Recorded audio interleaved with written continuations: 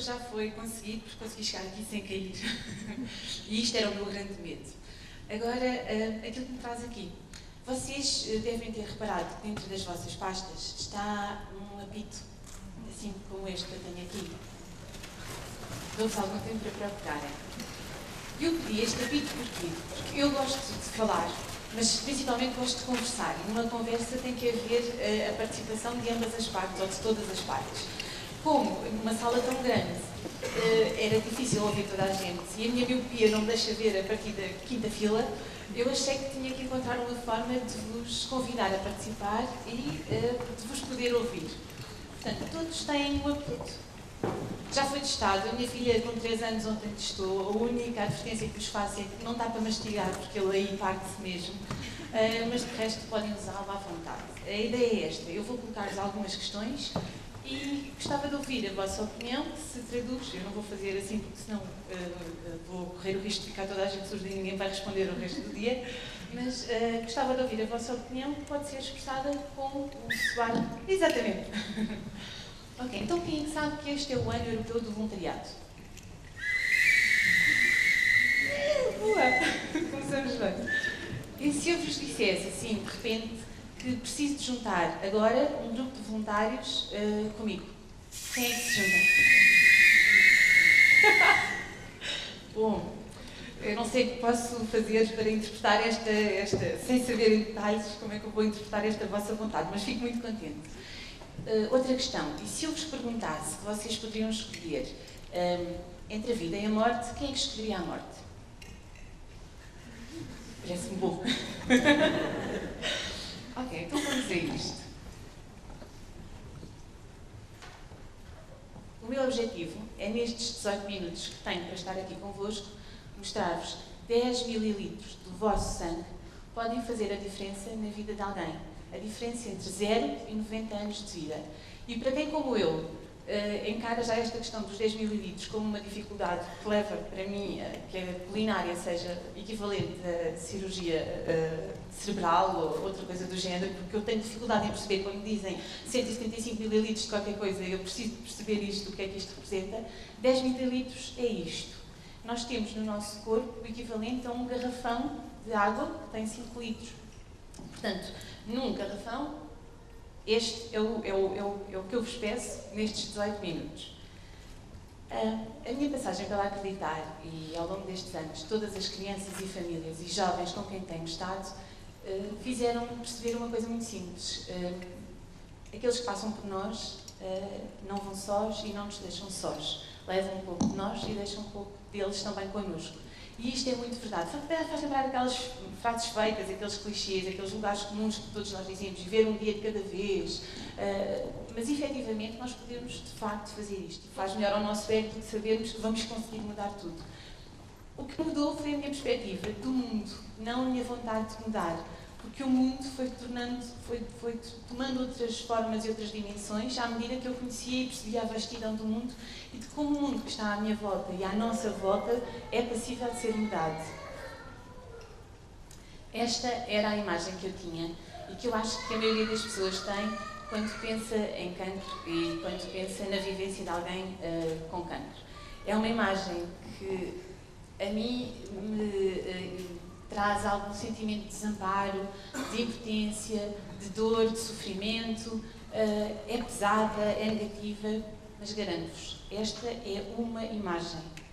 De facto faz parte desta vivência e se há aqui alguém, que é muito provável que haja, que conhece alguém que tem ou que teve cancro, sabe que isto faz parte do dia-a-dia também de alguém que está doente. Mas aquela pessoa está doente, isto não traduz quem é aquela pessoa.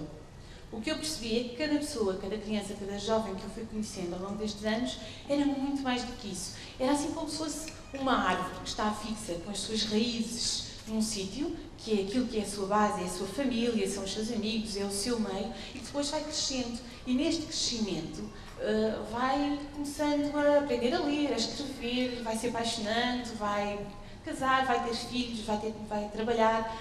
E por isso o cancro é uma parte da sua vida. A doença faz parte da sua vida, mas não reduz a sua vida a isso. Para que tenham uma noção, tratamento para um cancro não é uma coisa que se faça com uma caixa de antibióticos que se toma de 8 em 8 horas, durante 5 dias e depois fica tudo bem. É um tempo muito extenso, muito longo. O tempo médio de tratamento anda à volta dos 2 a 3 anos, quando as coisas correm sem grandes sobressaltos. 2 a 3 anos na vida de qualquer um de nós é muito tempo. 2 a 3 anos na vida de uma criança de 1 ano é o tempo inteiro, não é? Porque a criança ainda por cima vive um momento muito centrado no dia-a-dia. E, portanto, nós temos que perceber que aquilo que a traz ali é uma doença, mas não é quem ela é muito mais do que isso. E por isso eu pude conhecer e perceber como são todos tão diferentes. E às vezes, com o mesmo diagnóstico, nós achamos que podemos fazer comparações, mas não podemos comparar nada. Lembro-me aqui, há uns tempos, nós tínhamos lá um adolescente que no dia em que ele ia começar a fazer o seu tratamento de quimioterapia, resolveu aparecer com uma crista verde. E a médica diz, então, deste ao papagaio, agora o que é que se passa? Tens aqui a crista verde. E ele diz, olha, era agora ou nunca, porque os meus pais nunca me iam deixar fazer isto, e portanto eu fiz agora e já está. Ou seja, há uma capacidade em cada um de nós de transformar qualquer situação que é negativa e pesada e que traz medo, e principalmente quando nós somos pais, o nosso maior medo é que o nosso filho venha a sofrer, seja lá de que forma for. Portanto, traz medo para todos, mas isto é possível de ser mudado, porque depende de cada um de nós. E que toda a gente, todos aqueles que estão perto destas crianças e destes jovens percebem, é que de facto nós podemos ajudá-los a que eles acreditem que vale a pena acreditar neles próprios. Lembro-me do Tiago, um adolescente dos Açores, que em 2003 foi diagnosticado com uma leucemia, era o mais novo de 3 filhos. A mãe, coitada, era a única mulher lá em casa, portanto, 3 filhos, matelões e mais o marido. E isto, por um lado, era mau, por outro lado, ela era a rainha lá de casa, porque toda a gente andava a paparicá-la, obviamente. Quando o Tiago ficou doente, foi um choque. Naturalmente, ninguém espera uma notícia destas. E ele veio para Lisboa para iniciar os seus tratamentos. O Tiago era um miúdo giro, com 15 anos, que é difícil não ser giro, não é? Portanto, a vida estava a correr bem, namoradas, escola, escuteiros, música, mar, surf, isto fazia parte do seu dia-a-dia. E ele tinha outra característica quando chegou, que nós rapidamente conseguimos perceber porque é que ele era extremamente tímido.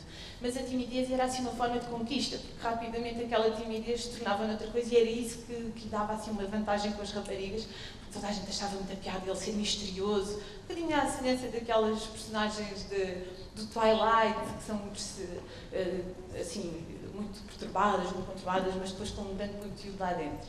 O Tiago esteve connosco aqui em Lisboa durante muito tempo a fazer os seus tratamentos. Quando ele foi diagnosticado, já tinha 15 anos, o que quis dizer que ele já não foi para um serviço de crianças, para a pediatria, mas sim para um serviço de adultos. Com um jovem de 15 anos num serviço de adultos é algo que é chocante e, portanto, isto fez com que ele também tivesse mais apoio, inclusive de todas as enfermeiras e técnicos que estavam no serviço, porque era um jovem de 15 anos no meio de adultos de 60, 50, 70, e isso fazia com que ele tivesse, isso resultou a seu favor, nesse sentido. A dada altura do seu percurso de tratamento, o Tiago recebeu a notícia de que os tratamentos não estavam a resultar e que eles teriam que avançar para outra solução, que era o transplante de medula. E logo se começou a fazer a procura de um dador compatível, primeiro pelos irmãos, a família, as pessoas mais próximas. Quando perceberam que não havia compatibilidade, avançaram para, no fundo, para o mundo inteiro. Durante algum tempo, houve ali um compasso de espera, não havia ninguém compatível, até que de repente um dia chega a notícia de que havia alguém compatível e ele podia avançar para transplante. A meio do processo do transplante, a dadora desistiu, o que fez com que toda a esperança que tinha sido criada naquele momento fosse por água abaixo, e portanto isto trouxe um desamparo, aquela imagem do início, trouxe um desamparo e uma zanga muito grande, não só obviamente para Tiago e para a mãe, mas para todos nós que ali estávamos, porque estávamos todos, cada um de nós queria ser a pessoa que podia fazer a diferença. E sabendo que existia e que ainda por cima as coisas não correram como nós gostaríamos, deixou-nos a todos profundamente frustrados. Mas as coisas nem sempre acontecem da forma como se prevê, e algum tempo depois houve outra notícia de um outro dador que era compatível com o Tiago, e isto é assim daquelas coisas que nós achamos que já é uma sorte haver haver dois, foi mesmo algo que estava ali planeado para ele e para o seu futuro. Já não chegou a tempo, o Tiago acabou por falecer, E, portanto, o Tiago deixou-nos a todos esta lição de vida, que é, temos todos que lutar pela nossa vida e pela vida dos outros. Porque o Tiago pode ser alguém desconhecido para todos vós, mas o Tiago pode ser alguém que é do vosso conhecimento, pode ser o vosso filho, a vossa mãe, o vosso pai, podem ser vocês próprios, o Tiago pode ser qualquer um de nós. E, portanto, a vida do Tiago não é lembrada pela sua morte, mas sim por aquilo que ele nos deixou, pela sua serenidade e vontade de viver. Quando faleceu, o Tiago estava a fazer planos para fazer um curso, porque ele queria seguir uma área ligada às artes. Ele sabia exatamente o que se passava com ele do ponto de vista clínico, ele sabia que a esperança era pouca, mas isso não deixou de fazer com que ele continuasse a seguir o seu percurso. Agora, o que o Tiago precisava era exatamente disto, porque ele amor tinha, afeto tinha, havia tratamentos, mas infelizmente os tratamentos não eram aqueles que eram necessários para o salvar. Ele só precisava de alguém, alguns que lhe desse a mão e que mantivesse a mão, que não a tirasse. Aquilo que vos vou poder trazer agora e partilhar convosco é que nós podemos não querer fazer ou não ter tempo para fazer voluntariado, mas uma coisa que eu sei sobre o nosso povo é que nós somos muito solidários e quando há uma necessidade, mesmo que seja pontual, de ir ajudar quando vamos ao supermercado e comprar um pacote de arroz ou de açúcar ou de farinha ou um pacote de leite, nós respondemos, nós temos essa capacidade em nós. Eu acho que nós somos um bocadinho, não me interpretem mal, mas como penso rápido, nós funcionamos bem para estancar aquilo que está ali naquele momento. Às vezes depois a nossa dificuldade, porque a vida também nem sempre nos facilita isso, é manter este apoio. Mas há uma forma muito simples de vocês poderem dar este apoio e nem pensarem mais nisso o resto do tempo. Tornarem-se dadores de medula óssea. É muito simples o processo. Como vos disse, são os tais 10 ml que são pedidos na altura em que é feita a inscrição. Para mim, a parte pior não é a agulha, é mesmo ter que preencher um papel, um inquérito imenso, porque estas coisas para mim chateiam, eu detesto ler regras e preencher, ainda bem que aquilo tem quadradinhos e dá para fazer cruzes. Mas pronto, é preencher, fazer essa recolha e depois o que acontece é que nós vamos ser catalogados, identificados. Vamos perceber que nós temos aqui um nome, algo que nos identifica, que é posto numa base de dados mundial e que é cruzada com todos aqueles que precisam de receber este transplante. E quando surge alguém, alguns no mundo, com quem nós somos compatíveis, então aí avança-se para o transplante. Pode até acontecer que nunca sejamos dadores de medula, mas o importante é nós mostrarmos que estamos disponíveis para isso. Eu acho que quando nós pensamos nas características de alguém com quem queremos passar o resto da vida, temos uma lista muito mais vasta do que esta e por isso às vezes é muito mais difícil conseguirmos encontrar. Mas, acima de tudo, aquilo que nós precisamos mesmo é de querer. Nós, para conseguirmos as coisas, e eu vejo isto todos os dias, para conseguirmos as coisas só precisamos de uma coisa, é o pré-requisito, é querer. Se nós quisermos, nós vamos à procura. Nós podemos não saber agora fazer e temos que ser honestos connosco e saber que isto às vezes traz algum processo de crescimento e dificuldade. Mas se quisermos, vamos à procura e fazemos e conseguimos. E nós devemos isto a nós e devemos isto ao mundo. Nós estamos aqui num mundo de relação. Portanto, quando existe esta compatibilidade, avança-se para o transplante. E o transplante não é feito num bloco operatório, com máscaras verdes e toda a gente como se fossem aqueles do ET, que está tudo ali num sítio estranho e difícil. O transplante é feito da mesma forma que se faz a colheita de sangue ou a transfusão de sangue, é exatamente da mesma forma. Existem duas formas possíveis para fazer a colheita da medula do dador, que são formas simples, como vos digo, e sem riscos para quem está lá, porque há sempre aqueles medos que nós temos, que são normais, e eu acho que o medo deve fazer parte da nossa vida, porque o medo leva-nos a querer saber, e querer saber dá-nos informação. Dá-nos informação e dá-nos conhecimento, e o conhecimento é poder, o poder de nós podermos escolher aquilo que queremos para nós e aquilo que estamos dispostos a dar aos outros, porque nós podemos fazer isso. Quando acontece esta maravilha de nós podermos fazer esta diferença e dar vida a alguém, então para essa pessoa, e muito provavelmente para nós próprios, é assim um bocadinho como um ciclo de vida da borboleta. De repente, a certa altura, a lagartinha acha que o mundo dela acabou porque fica dentro do casulo e de repente parece que o mundo acaba, mas não acaba, ela renasce. E renasce linda, maravilhosa, como uma oportunidade de poder viver a sua vida com as aprendizagens que teve antes e agora com uma nova forma de olhar o mundo e de se ver também no mundo. Se calhar isto teria sido mais... O impacto daquilo que eu vos queria aqui trazer teria sido maior se eu contasse a história de cada um deles, se vos pudesse mostrar algumas imagens, se vos pudesse partilhar também um pouco daquilo que eu vivo e vejo. Mas a verdade é que quando nós estamos disponíveis para o mundo, nós não podemos achar e resumir o mundo numa pessoa. E, portanto, quando ajudamos, não devemos ajudar o Tiago, a Maria, o Rafael, o Duarte. Nós ajudamos todos, ninguém precisa. Nós parecemos super-heróis, o super-homem vem, cada vez que alguém diz "ah!" e ele aparece. É por isso que muitas vezes o anti-herói consegue enganar o super-herói, porque cria ali uma situação ilusória de que alguém precisa de ajuda. Mas nós podemos ser efetivamente isto, e cada um deles, cada um de nós merece esta oportunidade de viver. E eu acho que aqui nós temos uma responsabilidade muito grande. Nós podemos até não encontrar nesta forma de voluntariado a nossa forma de voluntariado. Porque não temos idade, porque não temos peso, porque não temos vontade, porque não temos medo de agulhas, seja lá pelo que for.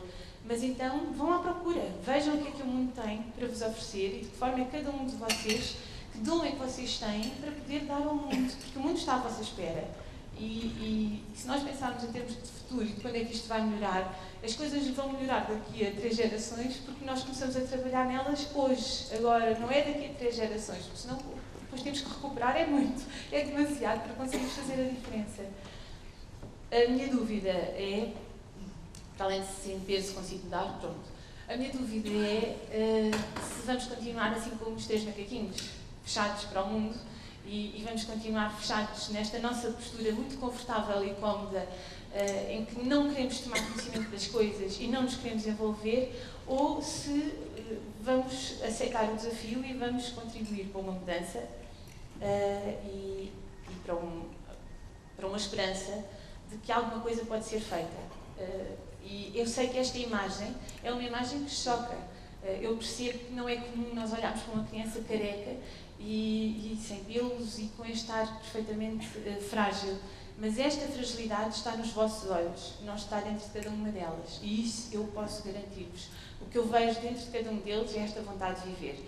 Portanto, a minha pergunta é se há voluntários. A minha última pergunta, prometo, é se eu vos perguntar agora se alguém quer juntar-se a mim para este grupo de voluntariado, capite. Boa! Está lá fora uma equipa do CEDAS, Centro de Gestão de Compatibilidade de Coimbra, prontos para recolher as vossas inscrições como cuidadores. Porque eu achei que era muito melhor facilitar-vos o caminho. Estão lá fora.